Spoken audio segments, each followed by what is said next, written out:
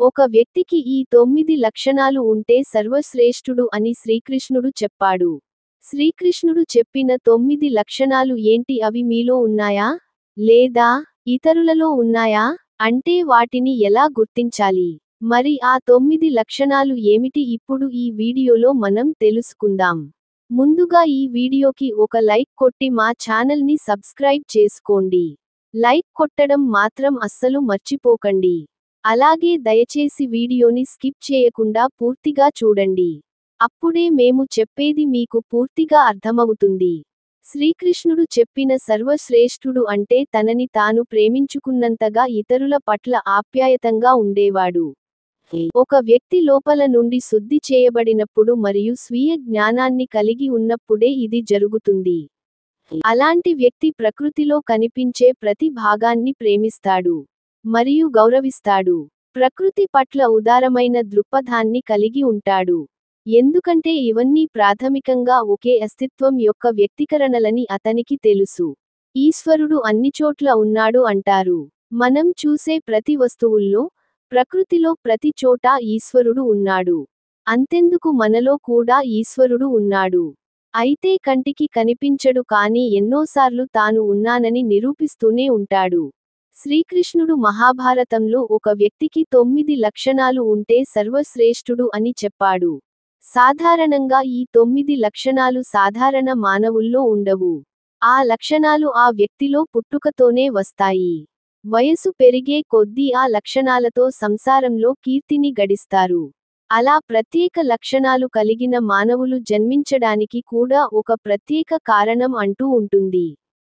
నిజానికి మానవుడిగా జన్మించడం అనేది అంత తేలికైన విషయానికి కాదు. 84 లక్షల జీవరాశులు ఉన్న ఈ ప్రపంచంలో మానవ జన్మ అత్యుత్తమమైనది. మానవ రూపంలో చేసే కార్యాలు వేరే ఏ ప్రాణి రూపంలోనూ చేయలేము. అవి సాధ్యం కూడా కాదు.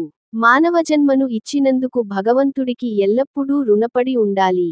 ఎప్పుడూ ధన్యవాదములు తెలుపుతూ ఉండాలి. ఉత్తమమైన మానవ జన్మ దొరికింది అంటే అంతకన్నా అదృష్టం ఏమీ ఉండదు. కానీ కొంతమంది ఈ మానవ శరీరాన్ని ధరించి జంతువులుగా, వికృతంగా ప్రవర్తిస్తారు. భగవంతుని కృప ఉన్నవాళ్లు చాలా అదృష్టవంతులు. వాళ్లకి ప్రతి కష్టంలోనూ ప్రతి మార్గంలోనూ ఈశ్వరుడు దారి చూపిస్తాడు.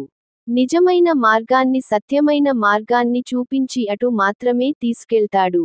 అయితే అలాంటి లక్షణాల కోసం కేవలం కొంతమంది మాత్రమే భగవంతుడు ఎన్నుకొని వారికి ముక్తిని ప్రసాదిస్తాడు.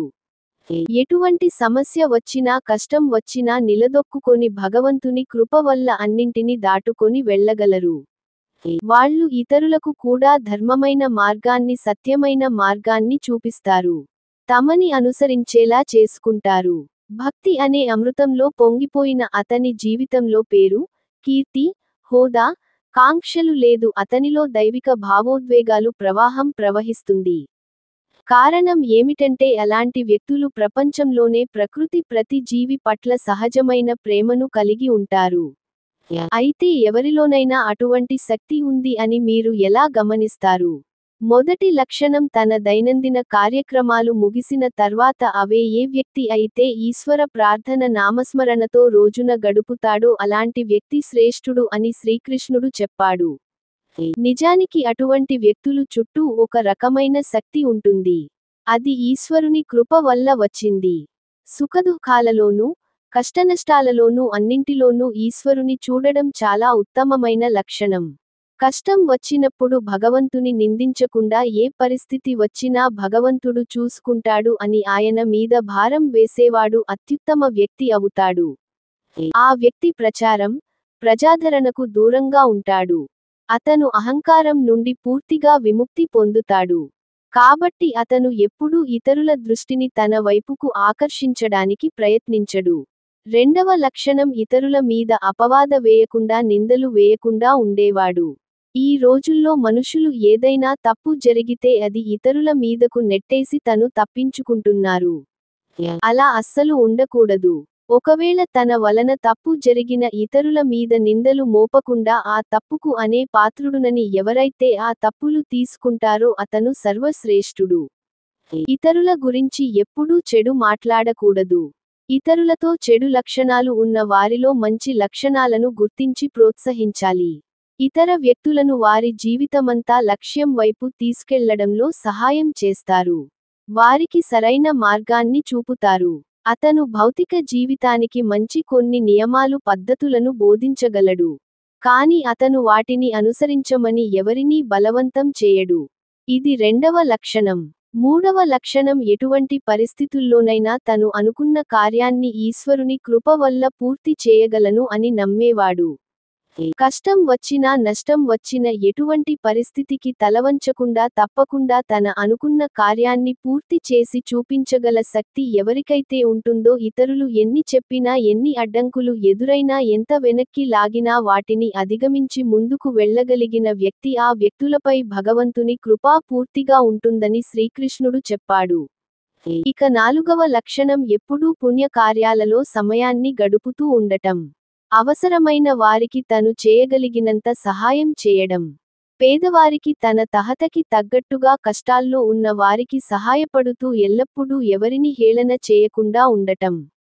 ఇతరులు పేదరికం చూసి వారిని అవమానించకుండా సహాయం చేస్తూ ఇతరులు కూడా సహాయం చేసేలా చేయడం అనేది చాలా గొప్ప విషయానికి. అందరిలోనూ ఈ లక్షణం కనిపించవు. కేవలం ఈశ్వరుని కృప వల్ల జగమంతా ఈశ్వరమయమే అని భావించే వారిలో మాత్రమే ఇటువంటి లక్షణం కనిపిస్తుంది. షరతులు లేని ప్రేమ ఆ వ్యక్తి యొక్క ప్రాథమిక గుర్తు. అతను ఇతరులను అంచనా వేయడు. విమర్శ విశ్లేషణ ఆ వ్యక్తి స్వభావం కాదు. తను సహాయం చేయడమే మాత్రమే కాకుండా ఇతరులు కూడా తమకు చేతనైనంత సహాయం చేసేలా చేయాలి. అలా ముందుకు నడిపించే వాడే సర్వశ్రేష్ఠుడు. ఇక ఐదవ లక్షణం ఏమిటంటే ఇతరులకు నష్టం కలిగించకుండా తన పని తాను చేసుకోవడం. ఇతరులధనాన్ని ఆశించడం లేదా ఒకరికి వచ్చిన కీర్తిని అది తన వల్లే వచ్చిందని గర్వపడుతూ ఉండకుండా ఎవరికి ఎటువంటి నష్టం కలగకుండా తన గుణాన్ని కాపాడుకోగలగాలి. అలాగే ఇతరుల మీద ఆధారపడకుండా ఉండాలి. భవిష్యత్తులో ఏదైనా చెడు జరగబోతోంది అంటే ముందే తెలుసుకొని శక్తి ఏ వ్యక్తికి అయితే ఉంటుందో అతని మీద భగవంతుని కృప ఉంది అని అర్థం చేసుకోవాలి. మంచి జరిగినా చెడు జరిగిన వారికి ముందే తెలిసిపోతుంది. వారు మనసు అల్లకల్లోలం అయిపోతుంది. ఏదో పెద్ద ఆపద సంభవిస్తుందని ముందే ఇతరులను కూడా హెచ్చరిస్తారు. భగవంతుని కృప ఉన్న వాళ్లే ఇలా అనుభూతి చెందుతారు. ఆరో లక్షణం ఏమిటంటే సర్వశ్రేష్ఠుడు అని చెప్పబడే ఆ వ్యక్తి యొక్క అత్యంత సాధారణమైన ప్రశంసనీయమైన సద్గుణం ఏమిటంటే అతను తనను తాను గురువుగా ఎన్నడూ భావించకూడదు.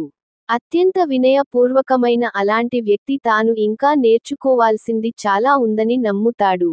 అతను గురువు అనే పిలవడానికి వెనుకాడుతాడు. ఆధ్యాత్మిక దైవిక చర్యలను చేస్తున్నప్పుడు అతను ఇది నేను కాదు నాలో నివసించే దేవుడు ప్రతిదీ సాధించేవాడు. నేను ఒక మాధ్యమం మాత్రమే అని భావిస్తాడు. ఏడవ సంకేతం ఏమిటంటే సర్వశ్రేష్ఠుడు అని చెప్పబడే ఆ వ్యక్తికి దైవిక మరియు అతీంద్రియ శక్తులను కలిగి ఉన్నప్పటికీ అతను వాటిని తన వ్యక్తిగత ప్రయోజనం కోసం ఉపయోగించడు. అవి ఇతరుల యొక్క మంచి కోసం ఉపయోగిస్తాడు. అతను ఎప్పుడూ ఎవరిని ఆదేశించడు. కానీ సలహా మాత్రమే ఇస్తాడు. అతను ఎప్పుడూ ప్రజలలో భయాన్ని సృష్టించాడు. కానీ ప్రేమ మరియు ధైర్యాన్ని మాత్రమే నింపుతాడు. అతను ఎప్పుడూ అసహ్యం కలిగించడు. బదులుగా వారి ఆత్మగౌరవాన్ని పెంపొందించడంలో సహాయకారిగా ఉంటాడు. ఎనిమిదవ సంకేతం ఏమిటంటే సర్వశ్రేష్ఠుడు అని చెప్పబడే ఆ వ్యక్తి చుట్టూ పరిమళభరిత సువాసనలు ఉండటం. మాటల్లో చెప్పలేని సుగంధ సువాసన వారి చుట్టూ వెదజల్లడం. అగర్బత్తి వెలిగించినట్లు, చందనం చల్లినట్టు, కర్పూరం వెలిగించినట్లు, పూల పరిమళాలు ఉన్నట్టు, అలా కొన్ని సువాసనలు వారి చుట్టూ ఎప్పుడూ ఉంటూ ఉంటాయి. ఈశ్వరుని కృప ఉంటేనే వారి చుట్టూ ఇటువంటి శక్తి ఉంటుంది. తొమ్మిదో సంకేతం మన శాస్త్రాలలో బ్రహ్మ ముహూర్తానికి చాలా ఆవశ్యకత ఉంది. దానిని దేవతలు తిరిగే సమయం అని కూడా అంటారు. దేవతల సమయం అని దాని పేరు. ఆ సమయంలో మనసు ప్రశాంతంగా ఉంటుంది. ప్రకృతి కూడా చాలా శాంత స్వభావం కలిగి ఉంటుంది. అటువంటి సమయంలో నిద్ర లేవడం చాలా ఉత్తమమైన లక్షణం. మనలో చాలామందికి బ్రహ్మ ముహూర్తం తర్వాత నిద్ర లేవడం అలవాటు. కాని ఎవరైతే బ్రహ్మ ముహూర్తంలో మేల్కొని వారి కార్యక్రమాలను ఉపక్రమిస్తారో వారిలో దృఢమైన శక్తి ఉంటుంది. శాంత స్వభావులుగా ఉంటారు. ఒకరితో వాదులాడటానికి లేదా తగువులు ఆడడానికి ఎప్పుడూ ఇష్టపడరు. ప్రతిరోజు ఎవరైతే బ్రహ్మ ముహూర్తంలో నిద్ర లేస్తారో వారి మీద భగవంతుని కృప తప్పకుండా ఉంటుంది. వాళ్ళు అనుకున్న కార్యాలు అన్ని సఫలం అవుతాయి. మనసుకి ప్రశాంతంగా ఉంచుకొనే మార్గంలో ఇది కూడా ఒకటి. బ్రహ్మ ముహూర్తంలో ఎటువంటి కార్యాన్ని తలపెట్టినా అవి ఖచ్చితంగా సత్ఫలితాలు ఇస్తాయి. దేవతలు అందరూ ఆ వ్యక్తికి తోడుగా ఉంటారు. అందుకే మన శాస్త్రాలలో ఎటువంటి యాగమైన కార్యమైన బ్రహ్మ ముహూర్తంలో చేయమని సలహా కూడా ఇస్తూ ఉంటారు. ఆ సమయంలో ప్రతిరోజు నిద్రలేచి తన కార్యక్రమాలు మొదలు పెట్టేవాడు సర్వశ్రేష్ఠుడు. అటువంటి వారి మనసు మస్తిష్కం ఎప్పుడూ ప్రశాంతంగా ఉంటుంది. సత్యాన్ని, సదాచారులను మాత్రమే వాళ్ళు పాటిస్తారు. ఈశ్వరుని చరణాలు మీదే పరమానందాన్ని పొందే వ్యక్తులు సర్వశ్రేష్ఠులు. ఇతరులను మోసం చేయకుండా తన పని తాను చేసుకునేవాడు, తన కార్యక్రమాలను తన సక్రమంగా నిర్వర్తించేవాడు శ్రేష్ఠుడు అని చెప్పబడింది. మగవాళ్ళు అయితే తన భార్యను తప్ప పరాయి స్త్రీలను కన్నెత్తి కూడా చూడని వాడు వారిని తల్లిగా సహోదరిగా భావించేవాడు శ్రేష్ఠుడు. ఆడవారైతే తన భర్తను తప్ప ఇతర మగవారి గురించి ఆలోచించని వాళ్ళు తన భర్త కుటుంబంలోకి వచ్చిన తర్వాత ఇతరులను మాటలతో బాధపెట్టకుండా ఉండేవారు పతివ్రతలుగా చెప్పబడతారు. ఇటువంటి వారు ఉన్న కుటుంబంలో సుఖసంతోషాలకు లోటు ఉండదు. వారి వల్ల కుటుంబం కూడా ఉన్నత స్థితిలోకి వెళుతుంది.